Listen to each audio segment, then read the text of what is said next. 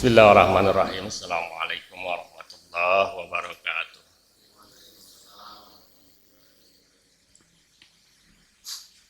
Innal hamdalillah nahmaduhu wa nasta'inuhu wa nastaghfiruh wa na'udzu billahi min syururi anfusina wa min sayyiati a'malina.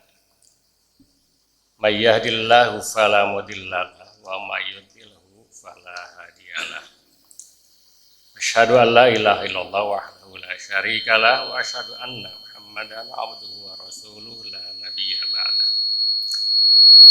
Allahumma shalli ala Muhammad wa ala ali Muhammad. Qala Allah ta'ala fi kitabihil karim wa huwa asdaqul qailin. A'udzu billahi minasy syaithanir rajim. Bismillahirrahmanirrahim. Walaqad khalaqnal insana min sulalatin min tin tsumma ja'alnahu nutfatan fi qararin makin. Nutfatan fi qararin makin. Tsumma khalaqnan nutfatan 'alaqatan. Fa khalaqnal 'alaqah mudghah. Fa khalaqnal mudghata idhaman. Fa kasawnal idhama lahman. Tsumma ansha'na khalqan akhar. Fa tabarakallahu ahsanul khaliqin. Sadaqallahul azim wa sadaqa rasulul habibul karim wa nahnu ala dzalika minasyahidin wa syakirin walhamdulillahi rabbil alamin. Hadirin wal hadirat rahimakumullah. Pembahasan kita kali ini ke hadis yang keempat di hadis arba'in. Karena Pak Maman, saya Pak Maman alhamdulillah hadir. Kita membahas per episode. Jadi yang kita bahas adalah hadis arba'in. Ini sudah masuk ke hadis keempat. Ya. Hadis arba'in yang keempat itu menjelaskan tentang reproduksi manusia. Maka saya bacakan dulu Al-Qurannya tadi di surat Al-Mu'minun supaya nanti penjelasan dari cara rincinya ada di hadis arba'in keempat itu. Yang bunyi hadisnya begini. Ini hadis yang bunyinya an Abi Abdirrahman Abdullah bin Mas'ud radhiyallahu anhu qala haddatsana Rasulullah sallallahu alaihi wasallam wa huwa shadiqul masduq inna ahadakum yujma'u khalquhu fi batni ummihi arba'ina yawman nutfatan summa yakunu 'alaqatan misla dzalik summa yakunu mudghah misla dzalik summa yursalu ilaikal malaika fayunfahu fihi ar-ruh wa yu'maru bi arba'i kalimat yuktabu rizqihi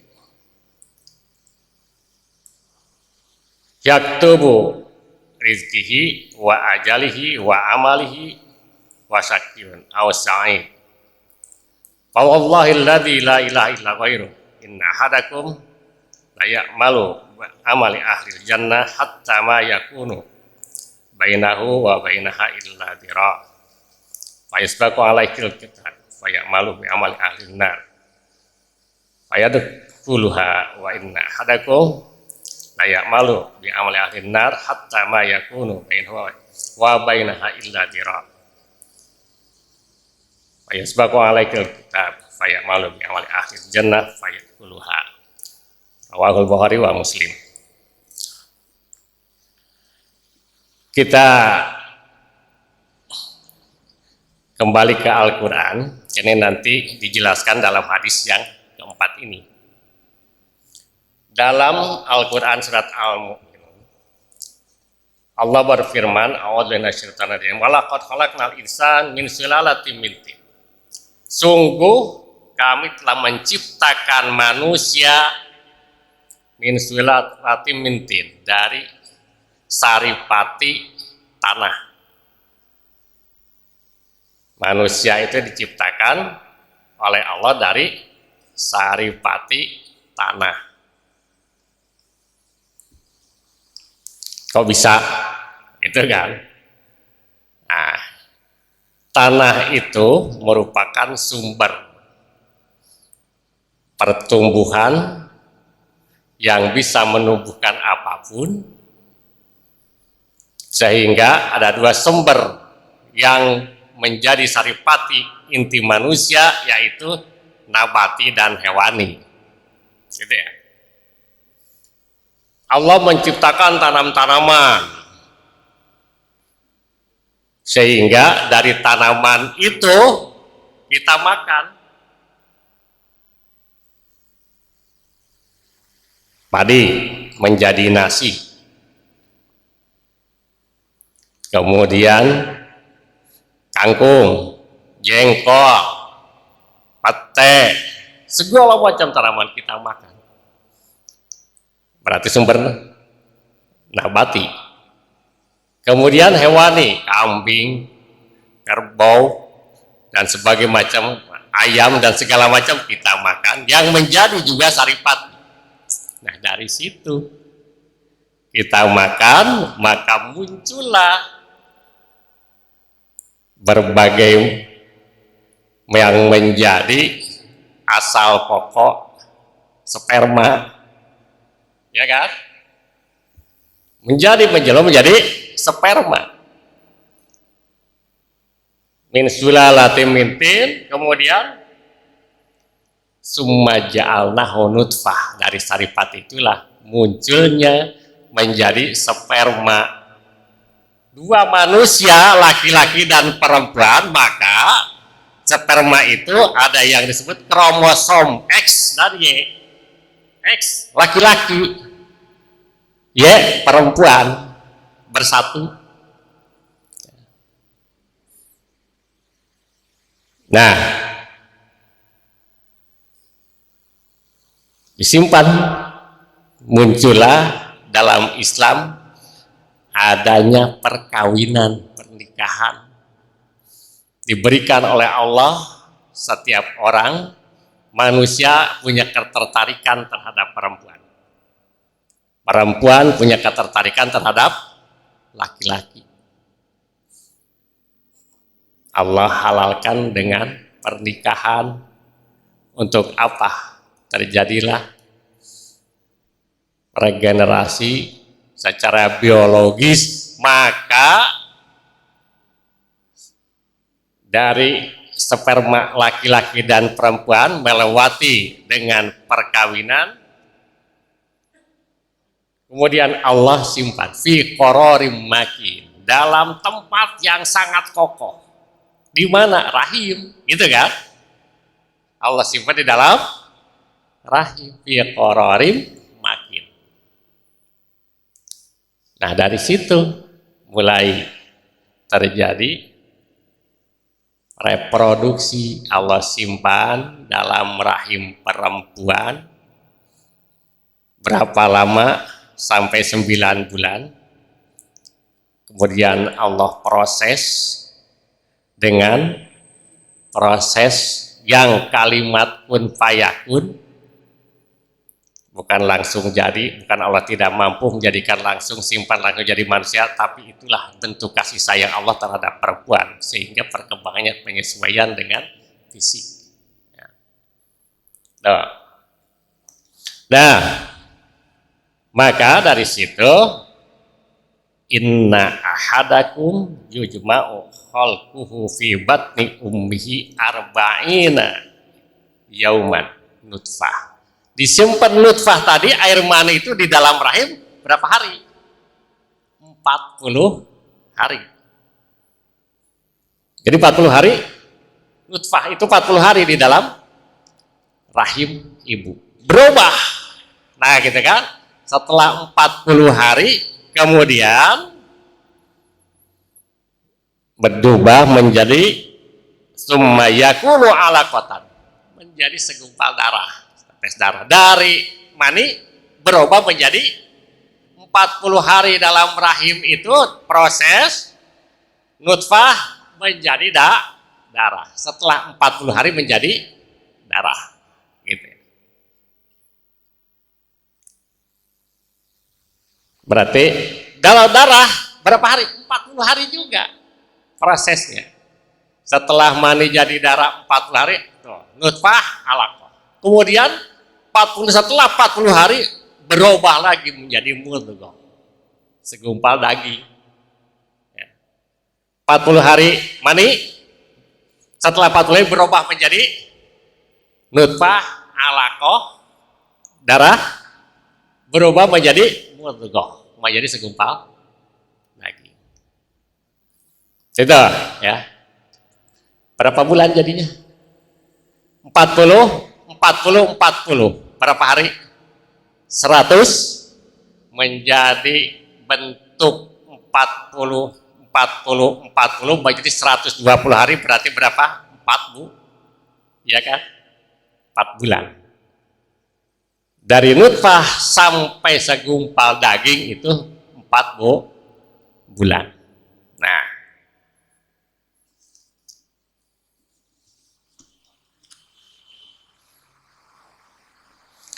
Nah, kemudian dari situ mulai Allah ciptakan dari daging itu muncul tulang. Ada tuh tulang. Faholak talmud kata idhoman, tulang. Kemudian fakasawnal idhoman lahma. Kemudian tulang itu dibungkus oleh daging. Kan gitu ya. Nah, kemudian lanjutkan dalam hadisnya, sumayakun alaqatan misla dzalik, sumayakun mudghatan misla dzalik, sumayursalu ilaikil malaik. Kemudian Allah utus malaikat ke dalam rahim. Untuk apa? Meniupkan ruh. Ya. Makanya 4 bulan kan gerak ya, sudah mulai bergerak. Kenapa? Karena Allah sudah utus malaikat untuk menghidupkan janin. 4 bulan sudah mulai berupa, maka apa? Kerada ruhnya. Nah, dalam Al-Quran surat yang lain, kemudian janin nggak ditanya, alastu birabbi, bukankah aku ini Tuhan? Tolong gitu. Qalu bala qad syahidna, betul ya Allah, aku ini adalah Tuhan. Nah, kemudian kalau begitu setiap bayi, dari bayi manapun yang lahir muslim semua dong, betul kan?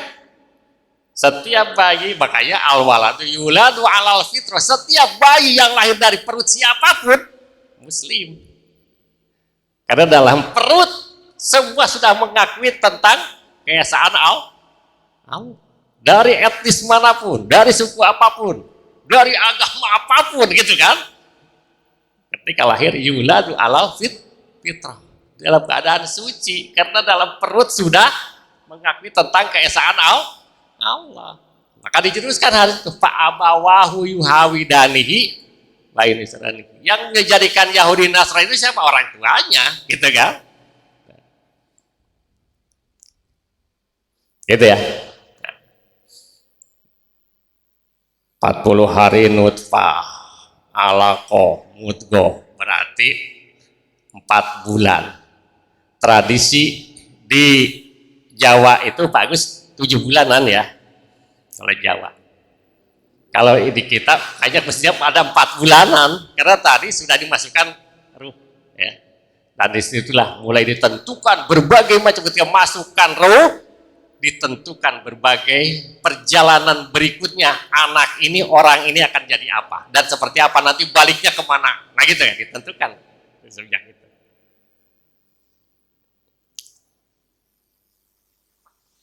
Kita sambungkan dulu ke Al-Qurannya.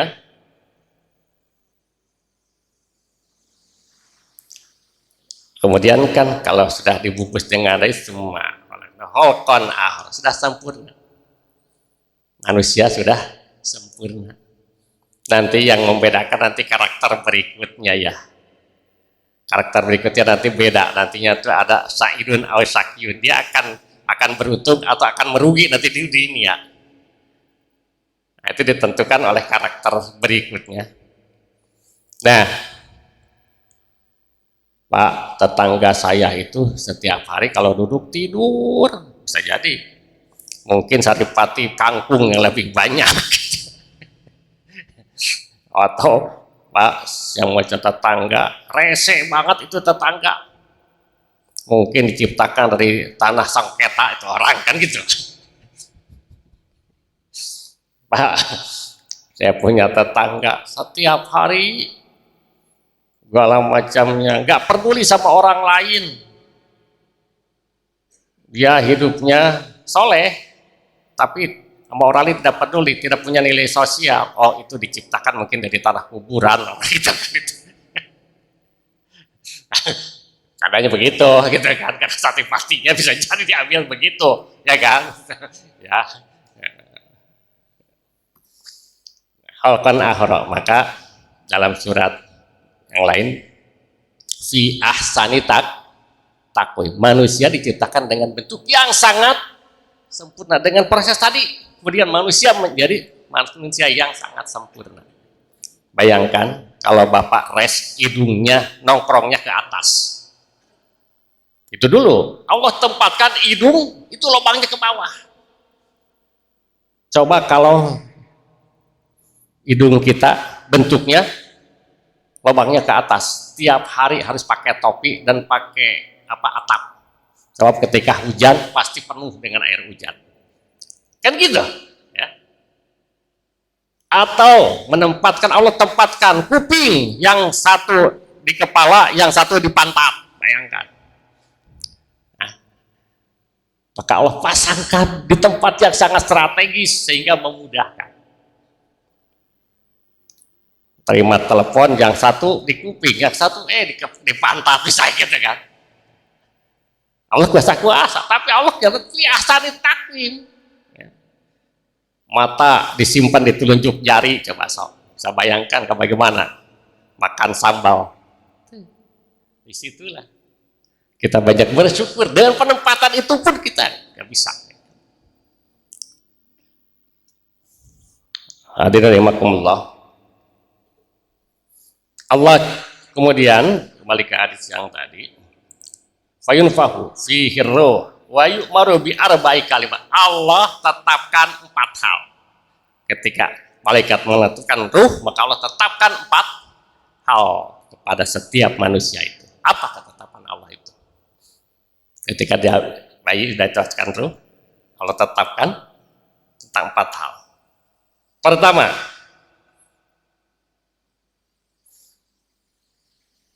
ditetapkan tentang rezekinya.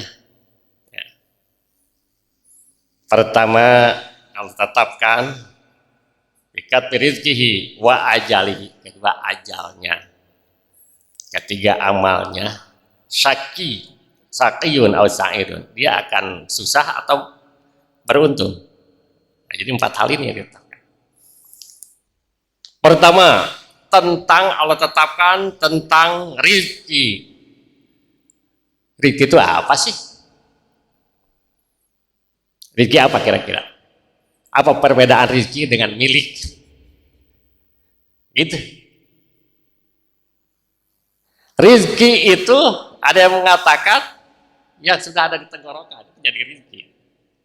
Kalau dalam bentuk barang yang dimakan. Setiap milik pasti belum tentu rizki, tapi rizki pasti milik, gitu ya. Bisa jadi baru di sini ini makan pisang, baru di mulut jatuh, itu bukan rizki kita, gitu kan? Ya. Tapi itu ukuran sederhana. Nah, kesehatan rizki yang luar biasa, ya. Banyak rizki Allah. Nah, ketika bicara itu saja tentang nikmat yang Allah berikan, wa in ta'udhu nikmat Allah la tusuha. Kalau kita menghitung-hitung nikmat Allah tidak akan bisa kita hitung. Kata rezekinya berapa kita makan garam selama hidup, sudah ditetapkan. Ya. Kekayaannya akan kita miliki, makanya kekayaannya hilang pasti mati. Artinya kekayaannya sudah habis, Allah berikan pasti mati. Karena datanya sudah habis. Makanya Pak, untuk panjang umur itu modalnya apa? Banyakkan cita-cita. Jadi kalau banyak cita-cita belum tercapai berarti umurnya masih panjang, gitu ya. Coba, ini bukan aneh-aneh kan, tapi benar. Saya dulu punya kawan seorang apa namanya kepala sospol nih kalau dulu ya. Waktu itu naik haji bareng, saya tanya, dan dia waktu itu masih jadi camat. Pak Camat, cita-cita Bapak apa sih? Saya kayaknya udah habis cita-cita. Kenapa? Saya udah naik haji, udah segala macam. Saya bilang, lah Bapak gak lama nih usia, jangan begitu Pak, katanya. Pulang haji 2 bulan bener meninggal. Karena cita-cita udah habis lah kan ya. Makanya kalau banyak doa belum dikabul berarti wah kita masih banyak nih, umur kita masih panjang, doanya belum perbanyak cita-cita, kan gitu loh, ya, supaya umurnya panjang gitu.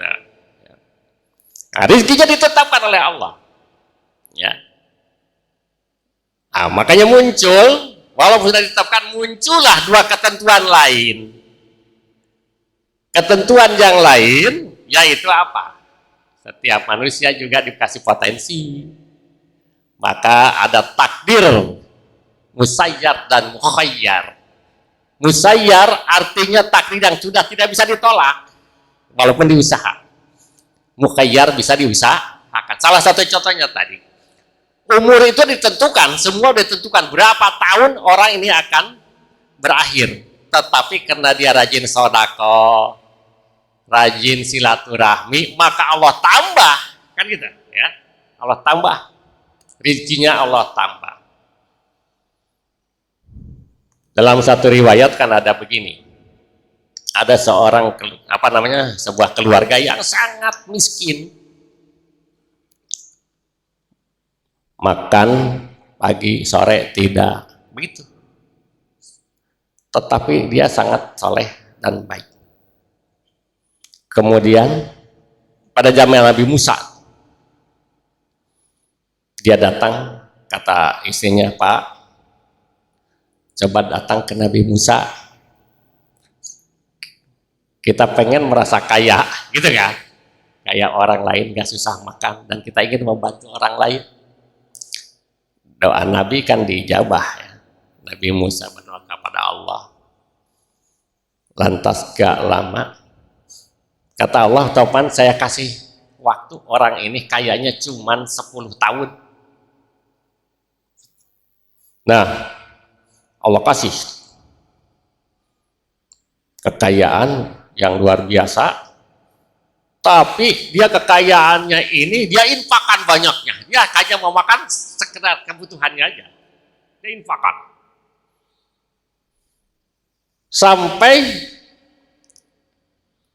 batas waktu yang ditentukan Allah habis, 10 tahun udah kelewat. Kemudian ada, lah ini kan katanya, kenapa ya Allah akan berikan jatah orang ini kan kok 10 tahun tapi sekarang masih kaya. Kata Allah, jawabnya apa? Saya malu. Ternyata dia tangannya sangat ringan, dia hanya mengambil kebutuhannya sementara yang lainnya diberikan kepada orang lain. Akhirnya tidak jadi dicabut kekayaannya. Nah, itu rezeki yang kita miliki. Kembali lagi, harus diingat bahwa setiap kekayaan milik kita jadi rezeki, ada hak orang lain. Setiap harta yang kita miliki di dalamnya ada hak orang lain. Maka muncul dalam Islam ada kewajiban zakat. Kan itulah. Karena memberikan hak kepada orang lain dalam harta kekayaan kita. Pengandaian. Nah, ini kita main logika. Seandainya setiap orang Kerawang loh, punya sawah 10 hektar. Mau? Setiap orang Kerawang mau? Tapi sama dengan orang Kerawang nggak punya sawah. Gitu kan logikanya.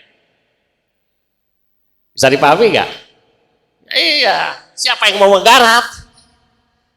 Adanya orang kaya dan orang miskin itu adalah sunatullah karena saling membutuhkan. Itu. Coba kalau kaya semua berarti miskin semua. Kan gitu. Miskin semua, oh kaya semua gitu kan. Ya. Makanya muncul sunatullah kaya miskin. Kan itulah. Kaya, fakir, miskin. Itu sunatullah. Karena di dalamnya harus saling ta'awun, saling menolong. Orang kaya menjadi kaya itu bukan jadi penampungan, justru harus jadi pancuran. Kan begitu? Ya. Makanya Al-Quran sudah menjelaskan alhaakumut takasur hatta zurtumul maqabir. Allah yulihu itu berlalai-lalai. Bahasa Arabnya Allah yulihu berlalai-lalai. Untuk apa? Karena berlalai untuk beribadah kepada Allah karena sibuk mengumpulkan harta. Tar dulu gitu kan. Akhirnya ketinggalan. Yang saya katakan kan semua orang tahu lah tentang kisahnya Sa'labah, tahu. Nggak usah dijelaskan lagi. Karena dia akhirnya kan dia pertama dia semangat beribadah ketika dikasih harta atas dasar doa Rasul.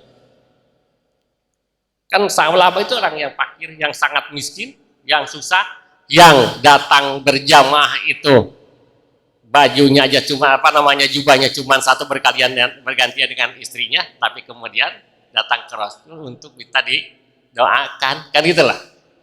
Kemudian didoakan oleh Rasul, kemudian dikasih kambing, tapi banyak. Setelah banyak justru muncul ibadahnya jadi jelek gitu.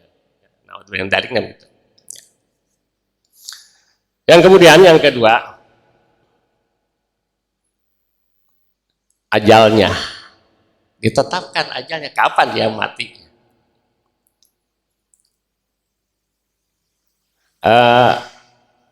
Pengandaian lagi, seandainya kan semua orang pasti berdoa ingin panjang umur ya, pasti berdoa ingin ya Allah panjangkan umur, Allah matawil umurana, dikasih panjang oleh Allah. Yang lain sudah mati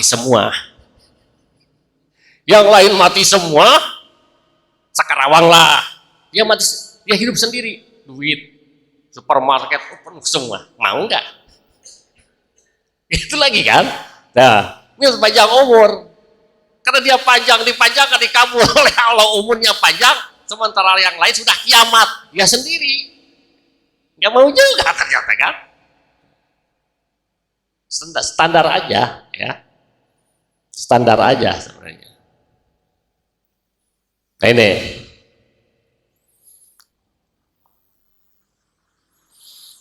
Ajalnya ditentukan. Jawa Barat, Indonesia lagi rame anaknya Pak Gubernur meninggal, kan gitu lah.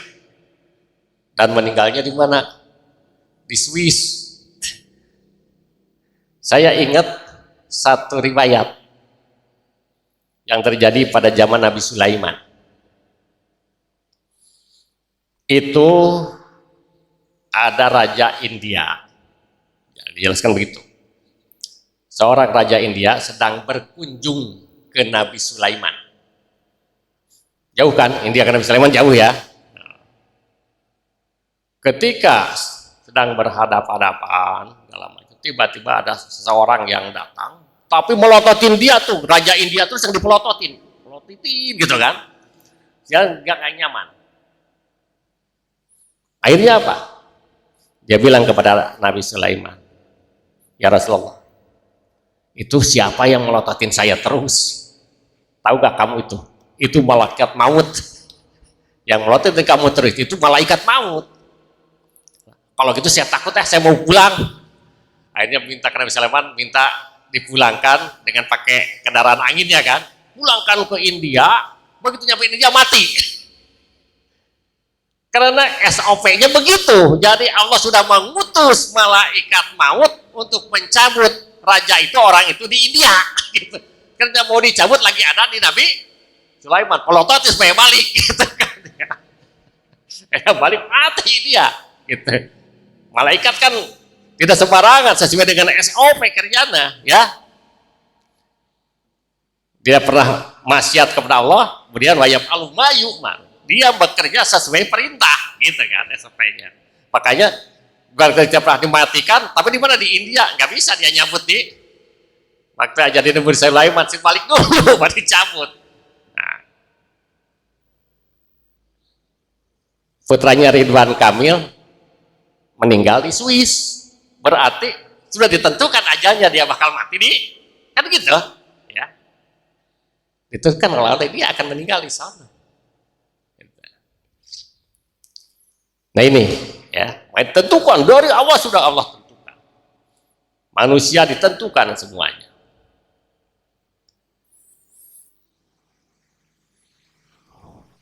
Ada syair ingin hidup 1000 tahun ya, nggak ada sekarang gitu yang hidup 1000 tahun. Nabi Adam iya, Nabi Nuh 950 tahun gitu kan. Nah, Nabi Muhammad kan 60 sekian. Malah ada, saya tahu apa hadis atau bukan, tapi saya pernah dengar kalimat itu bahwa ummati umruhu sittina hatta sab'in. Umatku kata Rasul, umurnya itu antara 60 sampai 70 tahun. Kalau 70 lebih berarti bonus gitu kan. Tapi rata-rata kan itu am. Kalimat am itu, kalimat umum itu rata-rata kan orang meninggal karena itu antara 60 sampai 70 ya. Kalau 70 lebih 80%, tapi hitungan jarinya kan katakanlah itu tidak sebanyak ya. Ada yang usianya 150 kan ada, mungkin di Pak Agus itu masih banyak ya, di daerah Jawa biasanya banyak orang yang 100 tahun 90 tahun gitu kan. Kemarin kan masih ada orang yang usianya di Cina atau di mana 200 tahun masih ada ya. Tapi udah jadi beberapa orang lagi kan gitu lah. Nah, justru tersiksa, kita standar aja gitu loh ya. Ajal sudah ditentukan ya. Kemudian wa amalihi, dan pekerjaannya, amalnya. Nah, dari rezeki, ajal, kemudian amal. Nanti dari amal itu ini akan susah, sakyun au sa'idun. Di situ proses muncul. Maka peranan doa juga penting. Setiap orang tua mendoakan anaknya supaya hidupnya baik, bahagia kan? Sa'idun, maka Rabbi habli min dzurriyyati dan sebagainya kan gitulah. Kemudian Nabi Ibrahim juga mengajarkan tentang doa ya. Sehingga menjadikan keberuntungan. Maka ketika berdoa enggak usah banyak-banyak, mintalah 4 hal. Ya, berdoa itu enggak usah banyak-banyak, mintalah 4 hal. Pertama, minta tadi keberuntungan, kenikmatan, keberuntungan dan kenikmatan dunia dan di akhirat. Ya. Kemudian keluarga yang damai dan sejahtera. Supaya kan tadi ukurannya kan sa'idun itu kan keluarga bahagia, anak, kemudian kesehatan, ya kan. Kenikmatan itu berarti ada dunia di dalamnya yang manfaat segala macam. Dan kita ini kan Pak, ada doa yang diijabah tapi ditolak ada. Mau tahu? Dijawab oleh Allah tapi ditolak. Begitu diijabah ditolak. Contoh, orang kesusahan, hidup di hutan belantara, susah makan segala macam. Ya Allah, ini saya susah. Kalau begitu udah aja, ya Allah saya tuh suruh dimakan singa. Gak lama singanya datang. Enggak, ya Allah nggak jadi, bohong, takut. Doa itu yang tadi nggak jadi ya Allah, bohong. Dia takut dia sama singa. Itu caranya begitulah ya. Alhamdulillah.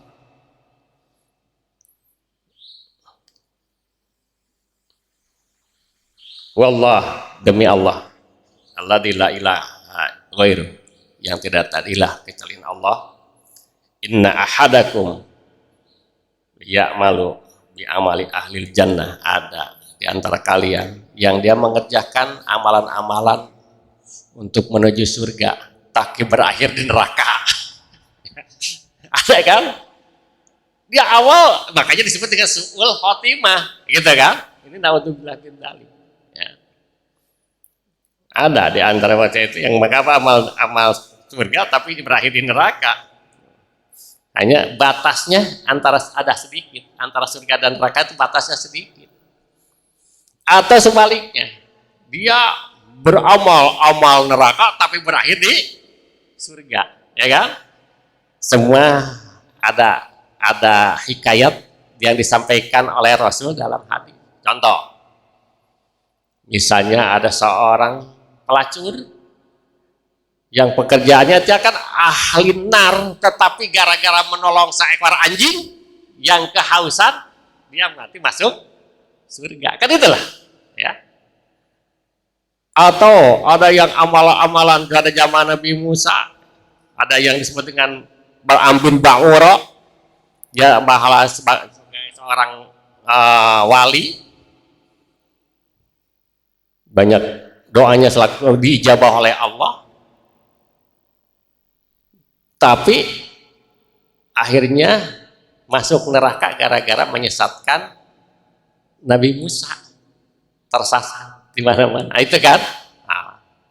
Nah ini dari makanya kan kalimat yang kita selalu baca dalam sholat, ihdinas siratal mustaqim, ihdinas siratal mustaqim. Ya Allah, tunjukkan kami jalan yang lurus. Jalannya yang lurus itu jalan siapa sih? Gitu kan? Siratal ladzina an'amta alaihim. Siapa yang an'amta itu? Nasalihin, wasiddiqin, minal anbiya'i wasalin, wasiddiqin, ya kan? Orang-orang yang Allah kasih tunjuk, orang-orang soleh, para anbiya, para rasul. Allah tidak menyebutkan, kita tidak minta ihdinas siratoka. Jalan Allah gak sanggup kita pakai jalan Allah, tapi Allah tunjukkan contohnya, kan gitu loh. An'amta alaihim siapa? Minan nabiyyin, para nabi, wasyuhada, wassolihin, gitu kan? Itulah yang jalan yang Allah tunjukkan dari ihdinas siratal mustaqim. Hadirin rahimakumullah. Maka kesimpulan dalam hadis ini, ya,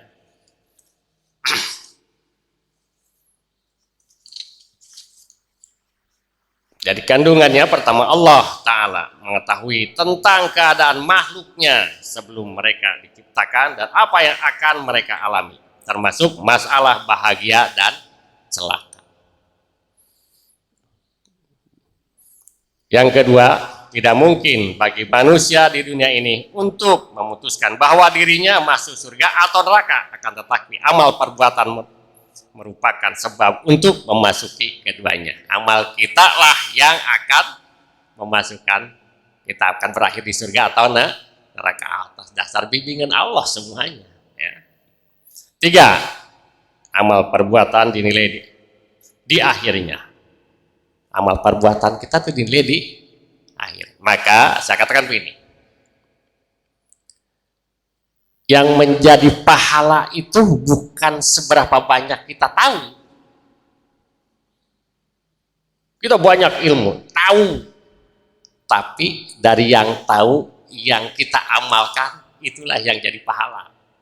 Gitu ya. Quran banyak hafalan, hadis banyak hafalan, semua ilmu banyak hafalan. Tapi tidak perubahan dalam amal perbuatan. Itu akan gak jadi pahala. Justru yang jadi pahala itu yang tahu seberapa banyak kita tahu, itulah yang diamalkan.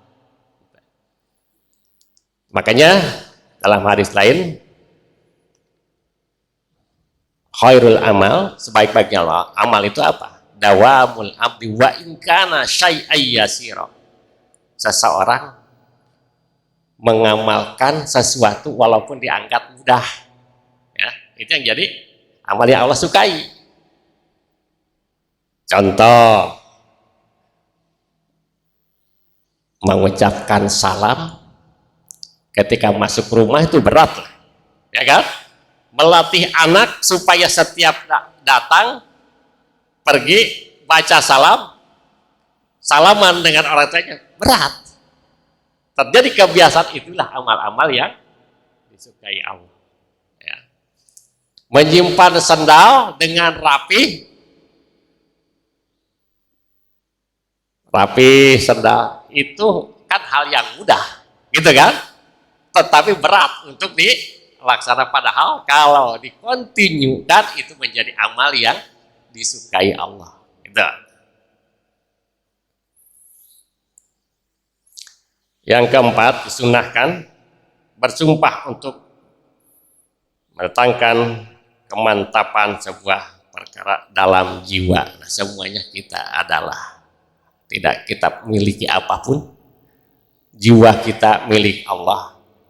Makanya hidup dan mati kita hanyalah untuk Allah, gitu kan. Yang kelima, tenang dalam masalah rezeki dan qanaah, menerima dengan mengambil sebab-sebab serta tidak terlalu mengejar-ngejarnya dan mencurahkan hati sepenuhnya untuk dunia. Jadi dunia itu penting karena kita hidup di dunia, gitu kan? Akhirat juga penting, tapi mencari dunia untuk kepentingan akhirat, gitu ya. Makanya Islam itu idealnya ish azizan au mut syahidan. Kalau mati pun harus syahid, kalau hidup harus mulia. Mulia itu kan banyak harta, punya jabatan segala mulia, tapi tujuannya untuk supaya mati menjadi mati syahid atau kariman, gitu kan. Semuanya tujuannya tetap ke negeri akhirnya, ke akhirat, gitu.